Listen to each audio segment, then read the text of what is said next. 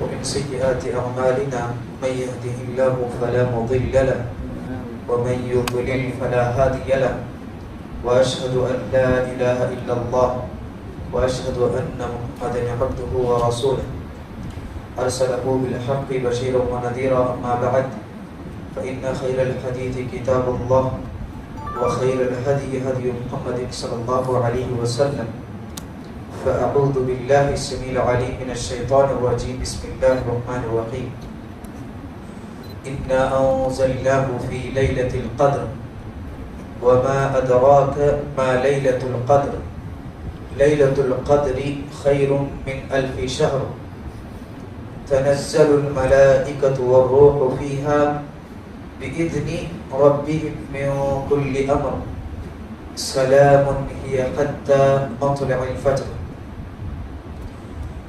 عن عائشة رضي الله عنها قالت قلت يا رسول الله أرأيت إن علمت أي ليلة القدر ما أقول فيها قال قولي اللهم إنك عفو تحب العفو فاعف عني. رواه الترمذی. ہر قسم کی تعریف، توصیف، کبریائی، بڑائی اللہ رب العالمین کے لیے لائق و زیبا ہے. درود و سلام کا نزول ہو تمام انبیاء کرام پر، خصوصیت کے ساتھ میرے اور آپ کے نبی آخر الزماں محمد مصطفیٰ صلی اللہ علیہ وسلم پر. محترم سامعین، میں نے جو سورت آپ کے سامنے تلاوت کی سورۃ القدر کے نام سے مشہور و معروف ہے، اور اس سورت کو سورۃ القدر اس لیے کہا جاتا ہے کہ اس سورت میں لیلۃ القدر کا تذکرہ ہے. اسی مناسبت سے اس سورت کا نام سورۃ القدر رکھا گیا ہے. سوال یہ ہے کہ لیلۃ القدر کو لیلۃ القدر کیوں کہا جاتا ہے؟ لیلۃ القدر کو لیلۃ القدر کیوں کہتے ہیں؟ قدر کے ایک معنی ہوتے ہیں قدر و منزلت. چونکہ یہ رات بڑی قدر و منزلت والی رات ہے، بڑی اہمیت کی حامل ہے، اسی لیے اس رات کو لیلۃ القدر یعنی قدر والی رات کہا جاتا ہے. اور اس رات کی اہمیت کو بتاتے ہوئے اللہ نے فرمایا سورہ قدر کی پہلی آیت انا انزلناہ فی لیلۃ القدر، کہ یقیناً ہم نے اس قرآن کو شب قدر میں نازل کیا. یعنی نزول قرآن کے لیے اس رات کا انتخاب کرنا یہ اس بات کی دلیل ہے کہ لیلۃ القدر کوئی معمولی رات نہیں ہے، یہ رات بڑی اہمیت کی حامل ہے. اسی لیے اللہ نے نزول قرآن کے لیے شب قدر کا انتخاب کیا. اب جانتے ہیں قرآن کتنی عظیم کتاب ہے. ساری آسمانی کتابوں میں سب سے زیادہ فضیلت والی کتاب قرآن مجید ہے. اور قرآن مجید کے بارے میں اللہ نے فرمایا لو انزلنا هذا القرآن على جبل لرأيته خاشعا متصدعا من خشية الله. اگر ہم اس قرآن کو کسی پہاڑ پر نازل کرتے، اگر ہم اس قرآن کو کسی پہاڑ پر نازل کرتے اور اس پہاڑ کو فہم و ادراک کی صلاحیت دے دیتے تو آپ دیکھتے، اللہ تعالیٰ یہاں پر نبی کریم صلی اللہ علیہ وسلم سے کہہ رہا ہے، آپ دیکھتے کہ وہ پہاڑ باوجود اس کے کہ وہ اتنا سخت ہے، باوجود اس کے کہ پہاڑ بڑے اونچے اونچے اور مضبوط ہوا کرتے ہیں، جو سمجھنے کی صلاحیت، فہم و ادراک ہم نے جو انسان کو دیا ہے، اگر ہم وہ سمجھ اور وہ فہم و ادراک کی صلاحیت پہاڑوں کو دیتے اور اس پہاڑ پر قرآن نازل کرتے تو وہ پہاڑ بھی اللہ کے خوف سے اللہ کے ڈر سے ٹکڑے ٹکڑے ہو جاتا، ریزہ ریزہ ہو جاتا۔ اتنا عظیم قرآن اللہ نے اس کو نازل کرنے کے لیے لیلۃ القدر کا انتخاب کیا۔ اس سے ہمیں شب قدر کی اہمیت کا پتہ چلتا ہے۔ وما ادراک ما لیلۃ القدر، اور اللہ نے کہا کہ لوگوں تمہیں کیا معلوم، لوگوں تمہیں کیا معلوم کہ شب قدر کیا ہے۔ محترم سامعین، یہ جو صیغہ ہے وما ادراک اور تمہیں کیا معلوم، یہ صیغہ، یہ انداز اسلوب کسی چیز کی اہمیت اور عظمت کو بیان کرنے کے لیے استعمال کیا جاتا ہے۔ اور ہم اردو زبان میں بھی جب آپس میں باتیں کرتے ہیں تو اس اسلوب کا ہم استعمال کرتے ہیں کسی چیز کی اہمیت کو بتانے کے لیے، کسی کی عظمت کو بتانے کے لیے۔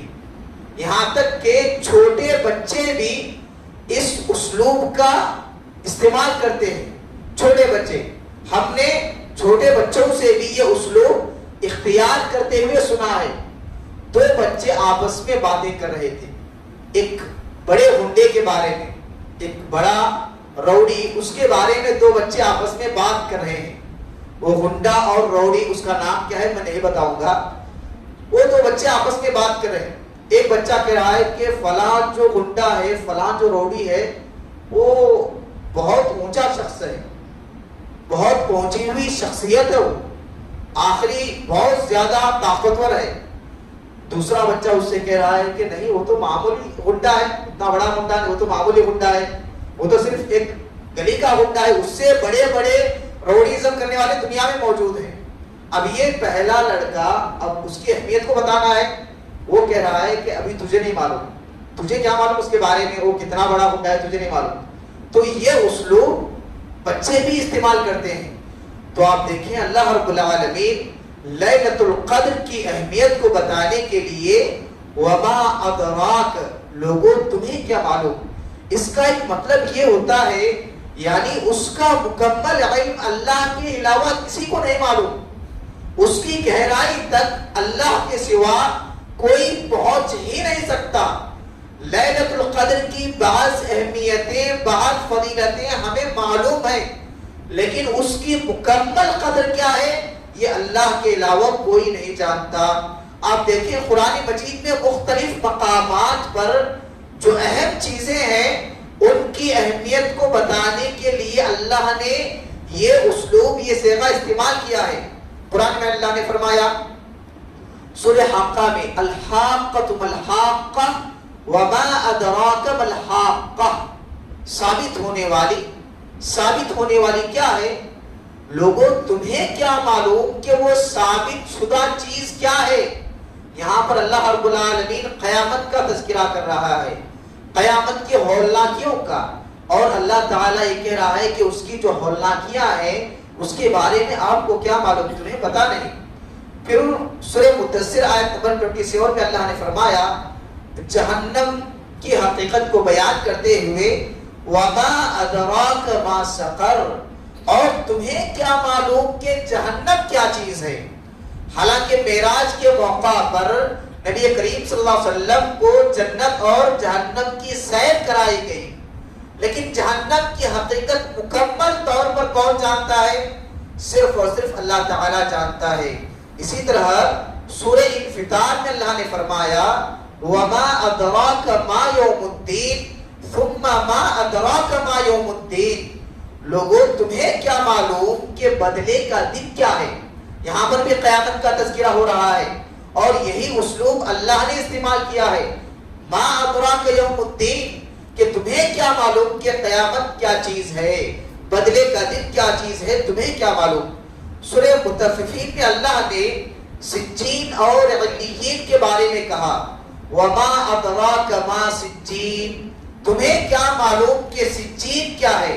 سجین یہ زمین کے نچلے حصے میں ایک مقام ہے، ایک جگہ ہے جہاں پر برے لوگوں کی روحیں چلی جاتی ہیں، اور علیین جنت میں اللہ کے عرش کے پاس ایک مقام ہے جہاں نیک لوگوں کی روحیں چلی جاتی ہیں۔ لیکن ہمیں تو صرف اتنا معلوم، لیکن اس کی مکمل حقیقت اللہ تعالیٰ ہی کو معلوم ہے۔ اسی لیے اللہ نے کہا وما ادراک ما سجین، تمہیں کیا معلوم کہ سجین کیا ہے، وما ادراک ما علیون، اور تمہیں کیا معلوم کہ علیین کیا ہے۔ سورۃ الطارق میں روشن ستارے کے بارے میں اللہ نے کہا وما ادراک ما الطارق، اور تمہیں کیا معلوم کہ وہ رات کو نمودار ہونے والی چیز کیا ہے، یعنی روشن ستارے کے بارے میں تمہیں اس کا علم نہیں۔ سورہ قاریہ میں اللہ نے فرمایا القاریعۃ ما القاریعہ وما ادراک ما القاریعہ، کھڑکھڑا دینے والی چیز کیا ہے، اور تمہیں کیا معلوم کہ وہ کھڑکھڑا دینے والی چیز کیا ہے۔ پہلے کیف یہی اسلوب اللہ نے لیلۃ القدر کی اہمیت کو بیان کرتے ہوئے فرمایا وما ادراک ما لیلۃ القدر، لوگوں تمہیں کیا معلوم کہ لیلۃ القدر کیا ہے۔ اس کے بعد اللہ نے فرمایا لیلۃ القدر خیر من الف شہر، شب قدر میں عبادت کرنا 1000 مہینوں کی عبادت سے بہتر ہے۔ ایک رات کی عبادت 1000 مہینوں کی عبادت سے بہتر ہے۔ 1000 مہینوں کی عبادت کے برابر نہیں بلکہ 1000 مہینوں کی عبادت سے بہتر ہے۔ محترم سامعین، 1000 مہینے 83 ایئرس 4 منتھس بنتے ہیں، 83 سال 4 مہینے۔ اب سوچیں کم وقت میں اللہ تعالیٰ کتنا زیادہ ثواب دے رہا ہے، اور واقعی امت مسلمہ پر اللہ کا یہ بڑا احسان ہے، کم وقت میں زیادہ ثواب، زیادہ نیکیاں کمانے کا اللہ نے ایک موقع فراہم کیا، ایک سہولت عطا فرمائی۔ موطا امام مالک کی روایت کے مطابق پیارے نبی صلی اللہ علیہ وسلم کو پچھلی امتوں کی عمریں پیش کی گئی۔ پچھلی امتوں کی عمریں بہت زیادہ ہوا کرتی تھی، وہ سینکڑوں سال زندگی جیا کرتے تھی۔ اب اللہ کے نبی صلی اللہ علیہ وسلم کو جب عمریں معلوم ہوئی پچھلی امتوں کی، تو اللہ کے نبی صلی اللہ علیہ وسلم نے یہ سوچا کہ ان کی عمریں زیادہ تھی، زیادہ عمر میں وہ نیکیاں بھی زیادہ کرتے، اچھے کام زیادہ کرنے کا انہیں موقع بھی ملا، لیکن میری امت کی عمریں کم ہوگی، اسی لیے عمل بھی ان کا زیادہ نہیں ہوگا پچھلی امتوں کے مقابلے میں، ان کا عمل بھی کم ہوگا۔ تو اللہ رب العالمین نے بطور تحفہ لیلۃ القدر کو عطا کیا، اور ایک رات کی عبادت کا ثواب اللہ نے 1000 مہینوں سے بہتر قرار دیا۔ محترم سامعین، یقیناً یہ رات بڑی قدر والی رات ہے، بڑی اہمیت والی رات ہے۔ ہمیں اس رات کے قدر کرتے ہوئے اس رات میں عبادت زیادہ سے زیادہ کرنا چاہیے۔ لیلۃ القدر کو لیلۃ القدر کیوں کہتے ہیں، یہ بھی بعض مفسرین نے کہا ہے کہ قدر کے معنی ہوتے ہیں اندازہ کرنا، فیصلہ کرنا، اندازہ کرنا، فیصلہ کرنا۔ قدر کا ایک معنی یہ بھی ہوتا ہے، سورہ دخان میں اللہ نے فرمایا فیہا یفرق کل امر حکیم، یعنی اس رات میں ہر حکمت والے کام کا فیصلہ کر دیا جاتا ہے۔ مفسرین نے اس آیت کی تفسیر میں لکھا ہے کہ اس رات میں آنے والے پورے سال کے معاملات لکھ دیے جاتے ہیں، جیسے کون پیدا ہوگا، کون موت کے حوالے ہوگا، کس کو کتنا رزق ملے گا، کون امیر ہوگا، کون فقیر ہوگا، کس کے ساتھ کون سا اہم واقعہ پیش آئے گا، یہ ساری چیزوں کا فیصلہ اس رات میں ہوتا ہے۔ حضرت عبداللہ ابن عباس رضی اللہ تعالیٰ عنہ فرماتے ہیں لیلۃ القدر میں آئندہ سال کے تمام فیصلے لکھ دیے جاتے ہیں، یہاں تک کہ یہ بھی لکھ دیا جاتا ہے کہ کون حج کرنے والا ہے۔ اور امام ابن کثیر علیہ الرحمہ فرماتے ہیں کہ اس مبارک رات میں لوح محفوظ سے فرشتوں کو 1 سال کے تمام فیصلے دیے جاتے ہیں، موت، رزق اور دیگر تمام امور کے بارے میں۔ من کل امر کا ایک معنی یہ بھی ہے۔ اور قدر کے معنی چونکہ فیصلہ کرنے کے ہیں، اس رات میں سال بھر کے کاموں کا فیصلہ اللہ رب العالمین کرتا ہے، اسی لیے اس رات کو قدر والی رات کہا جاتا ہے۔ اسی طرح بعض نے یہ بھی کہا کہ قدر کا ایک معنی ہوتا ہے تنگی، تنگی کے معنی ہیں قدر کے، جیسا کہ قرآن میں اللہ نے فرمایا فَأَمَّا الْإِنسَانُ إِذَا مَا ابْتَلَاهُ رَبُّهُ فَأَكْرَمَهُ وَنَعَّمَهُ فَيَقُولُ رَبِّي أَكْرَمَنِ وَأَمَّا إِذَا مَا ابْتَلَاهُ فَقَدَرَ عَلَيْهِ رِزْقَهُ فَيَقُولُ رَبِّي أَهَانَنِ، یعنی اللہ تعالیٰ انسان کو آزمائش کے طور پر اس پر جو ہے انعامات نازل کرتا ہے، اس کی عزت کو بڑھاتا ہے، تو بندہ کہتا ہے کہ اللہ نے میری عزت کی، اللہ نے مجھے قابل عزت بنایا۔ وہیں پر بطور آزمائش اللہ تعالیٰ اس کی زندگی کو تنگ کر دیتا ہے، وہ کہتا ہے کہ میرے رب نے مجھے رسوا کر دیا۔ تو یہاں پر فقدر جو لفظ ہے اس کے معنی تنگی کے ہیں۔ محترم سامعین، لیلۃ القدر کو تنگی والی رات کیوں کہا جاتا ہے؟ مفسرین نے لکھا ہے کہ اس رات میں اتنی کثرت سے زمین پر فرشتے اترتے ہیں، زمین تنگ ہو جاتی ہے، اتنے زیادہ فرشتے۔ آپ سوچیں اس رات کی عبادت کتنی زیادہ اہم ہے، فرشتے اتنی کثیر تعداد میں نازل ہوتے ہیں، زمین تنگ دامنی کا شکوہ کرتی ہے، یہاں تک کہ فرشتوں کے سردار جبریل علیہ السلام بھی نازل ہوتے ہیں عبادت کے لیے۔ اسی لیے اللہ نے قرآن میں فرمایا تنزل الملائکۃ والروح فیہا بإذن ربہم من کل امر، کہ ہر کام کو سر انجام دینے کے لیے اللہ کے حکم سے فرشتے اور جبریل امین نازل ہوتے ہیں۔ سلام ہی حتی مطلع الفجر، یہ رات سراسر سلامتی کی ہوتی ہے، یہ رات سلامت والی رات ہے، یعنی اللہ تعالیٰ اس رات اپنے برگزیدہ بندوں کو شیطان کے شر سے سلامت رکھتا ہے، شیطان کے حملے سے، شیطان کے شر سے اللہ تعالیٰ مومنین کو سلامت رکھتا ہے۔ اسی طرح بعض مفسرین نے کہا فرشتے اہل ایمان کے لیے سلامتی کی دعا کرتے ہیں، بعض نے کہا کہ فرشتے آپس میں ایک دوسرے کو سلام کرتے ہیں، اسی لیے یہ رات سراسر سلامت والی رات ہوتی ہے۔ یہ حتی مطلع الفجر، یہ رات فجر کے طلوع ہونے تک رہتی ہے، یہ رات فجر کے طلوع ہونے تک رہتی ہے۔ اب یہ رات شروع کب ہوگی؟ بعد نماز مغرب کے ہی لیلۃ القدر شروع ہو جاتی ہے، اسی لیے بعد نماز مغرب کے ہی ہمیں اپنے آپ کو اچھے کاموں میں مصروف رکھنا چاہیے، عبادت والے کاموں میں اپنے آپ کو بزی کر دینا چاہیے۔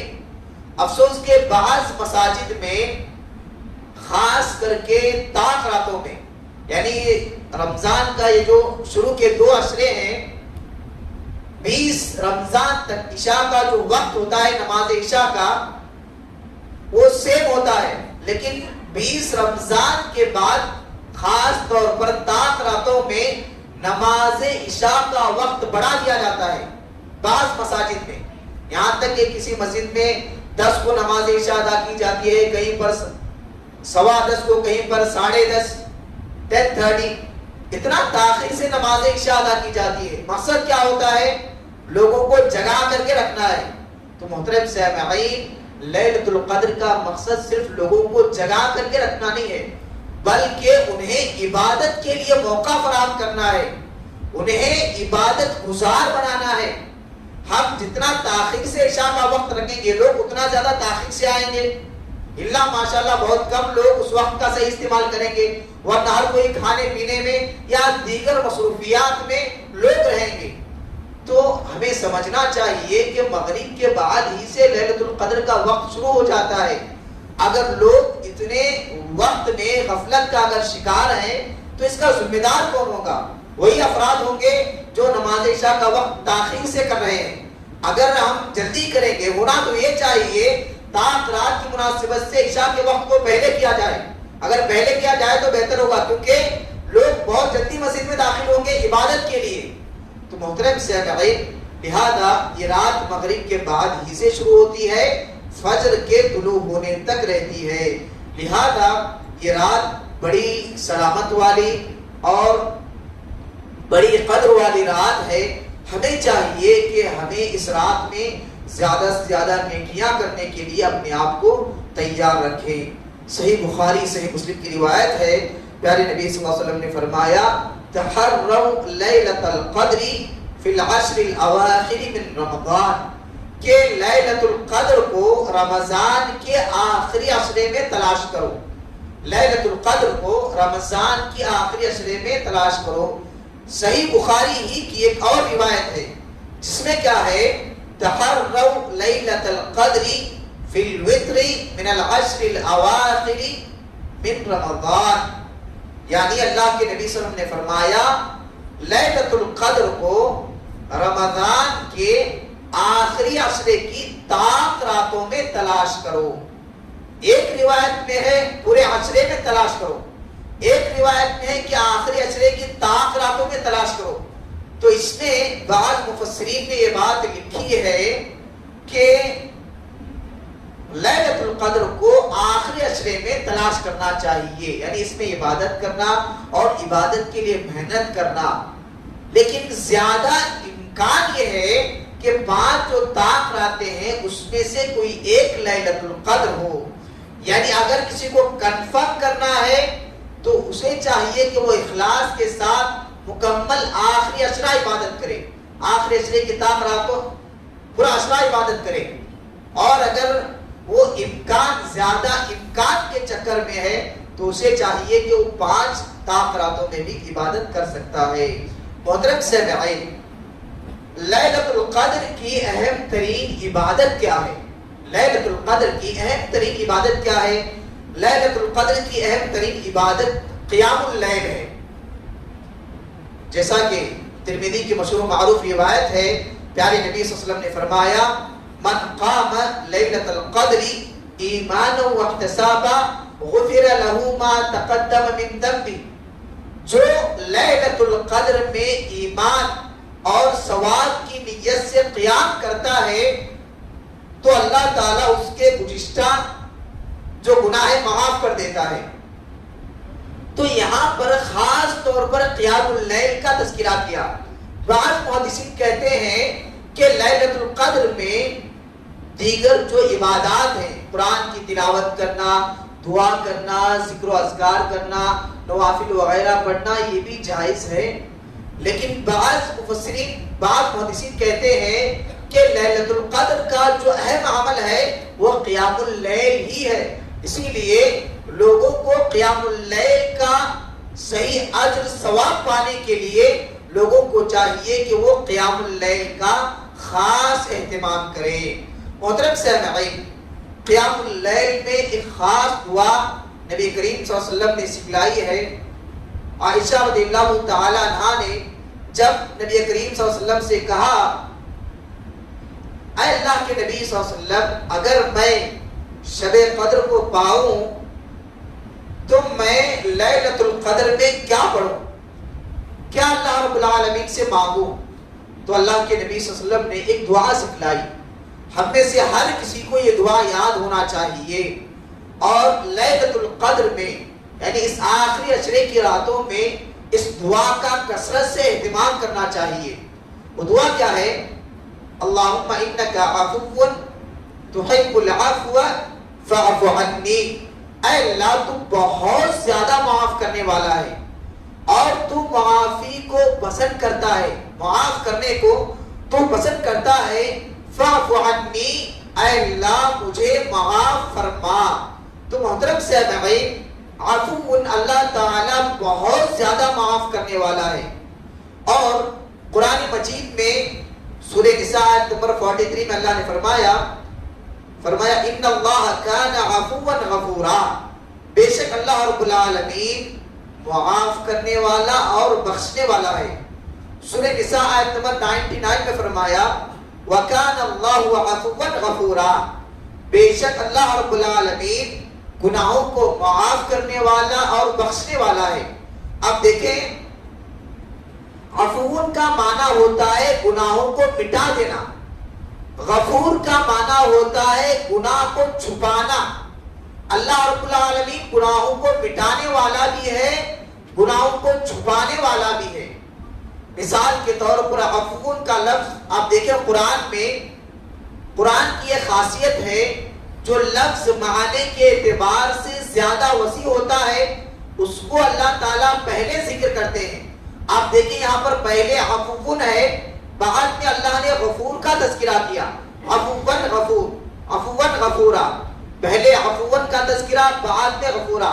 تو معنی کے اعتبار سے عفون جو ہے زیادہ وسیع ہے، وہ اس اعتبار سے کہ عفون کا معنی ہوتا ہے نامہ اعمال میں جو گناہ لکھے گئے ہیں اس کو مٹا دینا۔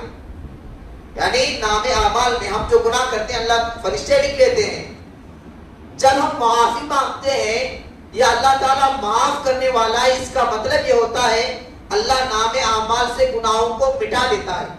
جب نامہ اعمال میں گناہ ہے ہی نہیں، اس کے بارے میں اللہ پوچھے گا بھی نہیں، قیامت کے دن مکمل طور پر ختم کر دے گا۔ اور غفور یہ جو صفت ہے اس سے معلوم ہوتا ہے اللہ گناہوں کو چھپانے والا ہے۔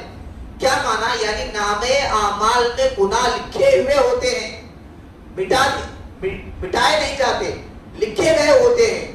اللہ رب العالمین ان گناہوں کو چھپاتے ہیں۔ وہ کیسے چھپاتے ہیں؟ جیسا کہ مشہور حدیث ہے، روز قیامت اللہ تعالیٰ بندے کو اپنے سے قریب کرتا ہے، قریب کرتا ہے اور اس کے گناہ اسے بتاتا ہے، دیکھ فلاں وقت تو نے یہ گناہ کا کام کیا تھا، فلاں وقت تو نے یہ گناہ کیا تھا، یہ گناہ کیا تھا۔ بندہ کہے گا ہاں اللہ میں نے کیا ہے، یہ گناہ میں نے کیا ہے، یہ گناہ میں نے کیا ہے، یہ گناہ میں نے کیا ہے۔ اب اللہ تعالیٰ اس سے کہے گا جیسے میں نے دنیا میں تیرے گناہوں کو لوگوں سے چھپا کر کے رکھا، آج بھی ان گناہوں کو لوگوں کے سامنے ظاہر نہیں کروں گا، بلکہ ان نامہ اعمال میں لکھے گئے گناہوں کو میں لوگوں سے چھپاؤں گا، لوگوں کے سامنے ظاہر نہیں کروں گا۔ اللہ تعالیٰ اس کے گناہوں کو چھپا کر کے اس کے حق میں جنت کا فیصلہ کرے گا۔ تو محترم سامعین، یہ اللہ کی صفت ہے، اللہ تعالیٰ بہت زیادہ معاف کرنے والا ہے، اور اس سلسلے میں کئی دلائل ہیں قرآن و حدیث میں کہ اللہ تعالیٰ بہت زیادہ معاف کرنے والا ہے۔ آپ جانتے ہیں بنی اسرائیل کا آدمی، اس نے 100 لوگوں کا مرڈر کیا تھا، 100 لوگوں کا قتل اس نے کیا، اور ایک قتل کا گناہ کتنا ہے؟ من قتل نفسا بغیر نفس او فساد فی الارض فکأنما قتل الناس جميعا۔ ایک قتل کا گناہ ساری انسانیت کے قتل کا ہے، یعنی آدم علیہ السلام سے لے کر کے دنیا میں جتنے بھی لوگ آئے قیامت تک سارے انسانوں کے قتل کا گناہ ملے گا۔ کوئی ایک آدمی کو ناحق طور پر قتل کرتا ہے، اتنا بڑا ہے قتل کا گناہ، لیکن اس آدمی نے ایک نہیں 100 لوگوں کا قتل کیا۔ لیکن جب اس نے سچے دل سے معافی مانگی اور اسے احساس ہوا تو اللہ نے اسے بھی معاف کر دیا، کیونکہ اللہ رب العالمین بہت زیادہ معاف کرنے والا ہے۔ بنی اسرائیل کا ایک آدمی جس نے زندگی بھر گناہ کے کام کیے، آخر میں احساس ہوا، اس نے اپنے بچوں سے کہا تھا کہ میرے مرنے کے بعد میری میت کو جلا کر کے رات کو ہوا میں اڑا دینا، ادھر ادھر پھیلا دینا۔ اس نے یہ سوچا تھا کہ مجھے کوئی اٹھائے گا نہیں، اللہ نے اسے اٹھایا۔ پوچھا تم نے ایسا کیوں کیا؟ اس نے کہا اے اللہ تیرے تقوی اور تیرے ڈر سے میں نے یہ کام کیا ہے۔ تو اللہ نے اس کی زندگی کے گناہوں کو بھی معاف کر دیا، اس لیے کہ اللہ تعالیٰ بہت زیادہ معاف کرنے والا ہے۔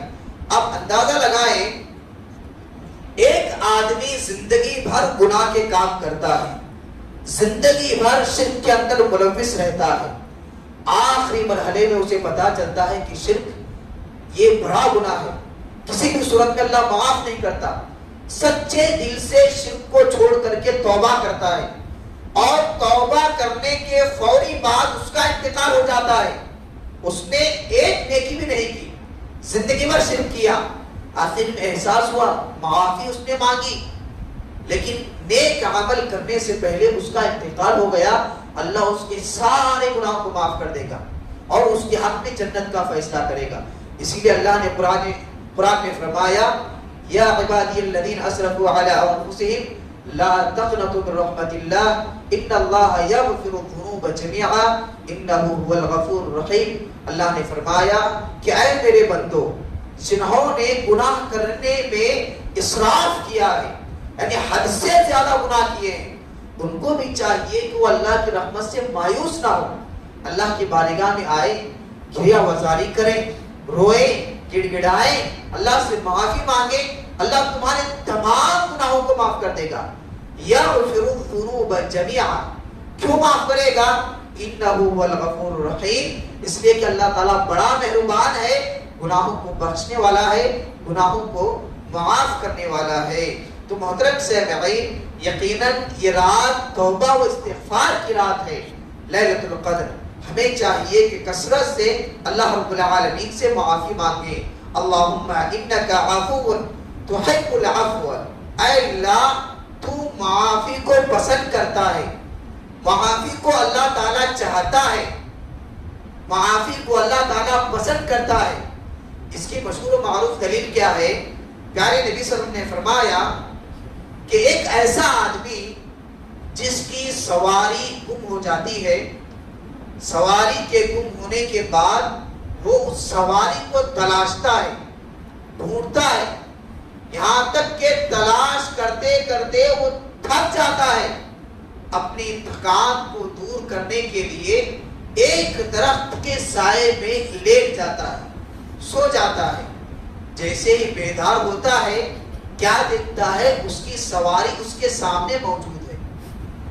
اس نے بہت تلاش کیا، بہت ڈھونڈا، بہت تلاش کرنے کے بعد سواری نہیں ملی، یہاں تک کہ وہ تھک گیا، آرام کرنے کے لیے لیٹ گیا درخت کے سائے کے نیچے۔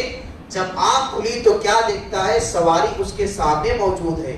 وہ اتنا خوش ہوا، اتنا خوش ہوا، اس کے زبان سے کیا کلمہ نکل رہا ہے اسے خود پتا نہیں، وہ مارے خوشی کی یہ کہتا ہے اے اللہ تو میرا بندہ ہے، میں تیرا رب ہوں، تو میرا بندہ ہے، میں تیرا رب ہوں۔ حالانکہ وہ کہنا کیا چاہتا ہے؟ وہ یہ کہنا چاہتا ہے اے اللہ تو میرا رب ہے، میں تیرا بندہ ہوں، یہ کہنا چاہتا ہے۔ مارے خوشی کے اس کے زبان سے یہ کلمہ نکل جاتا ہے۔ اللہ تعالیٰ کہتا ہے اس بندے سے بھی زیادہ اللہ تعالیٰ خوش ہوتا ہے جب بندہ اللہ سے معافی مانگتا ہے۔ تو محترم سامعین، یقیناً اللہ رب العالمین معافی کو پسند کرتا ہے۔ اللہم انک عفو تحب العفو فاعف عنی، اے اللہ مجھے معاف فرما۔ اللہ تعالیٰ غرور اور تکبر کو پسند نہیں کرتا۔ جس بندے سے گناہ ہو جاتا ہے وہ بندہ اپنے اندر احساس لاتا ہے، غلطی کا اقرار کرتا ہے، اعتراف کرتا ہے، میں نے گناہ کا کام کیا ہے، غلطی میں نے کی ہے، اللہ کی بارگاہ میں آتا ہے، شرمندگی کے ساتھ اپنے غلطی کا اقرار کرتے ہوئے اللہ سے معافی مانگتا ہے، تو یقیناً اللہ رب العالمین اسے معاف کر دیتا ہے۔ پیارے نبی صلی اللہ علیہ وسلم نے فرمایا کل بنی آدم خطا وخیر الخطائین التوابون، کہ بنی آدم ہر کوئی خطا کار ہے، بہترین خطا کار وہ ہے جو غلطی ہونے کے بعد توبہ کرے، یعنی اسے احساس ہوتا ہے، وہ اپنی غلطی کا اقرار کرتا ہے، اقرار کر کے اللہ سے کہتا ہے اے اللہ میں نے گناہ کیا ہے، اے اللہ تیرے علاوہ معاف کرنے والا کون ہے، تو ہی معاف کر سکتا ہے، اے اللہ مجھے معاف فرما، میرے گناہوں کو بخش دے، مجھے معاف فرما۔ اللہ کی بارگاہ میں آ کر عاجزی سے، انکساری سے، گریہ وزاری کے ساتھ معافی مانگتا ہے تو اللہ رب العالمین یقیناً اسے معاف کر دیتے ہیں۔ آپ دیکھیں شیطان سے غلطی ہوئی لیکن شیطان نے غرور کیا، تکبر کیا، اس نے معافی نہیں مانگی، معافی نہیں مانگی، قیامت تک وہ گمراہی میں رہے گا، لوگوں کو گمراہ کرے گا اور آخرت میں اس کا ٹھکانہ جہنم ہے۔ وہیں پر آدم علیہ السلام سے بھی غلطی واقع ہوئی، آدم علیہ السلام کو احساس ہوا، انہوں نے خطا کیا ہے اور اللہ کی بارگاہ میں آ کر کے انہوں نے معافی مانگی. ربنا ظلمنا انفسنا وان لم تغفر لنا وترحمنا لنكونن من الخاسرین. اے اللہ ہم نے اپنے نفسوں پر ظلم کیا ہے, ہم نے گناہ کیا ہے. اے اللہ اگر تو معاف نہیں کرے گا, اگر تو رحم نہیں کرے گا تو یقیناً ہم نقصان اٹھانے والوں میں سے ہو جائیں گے. تو محترم صاحبین, یہ جو دعا ہے بڑی جامع دعا ہے.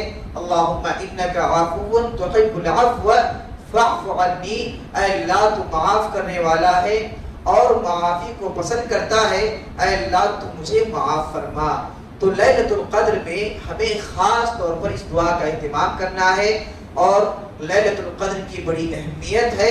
اس رات کو ضائع ہونے نہیں دینا چاہیے, اس رات کو عبادت میں گزارنا چاہیے.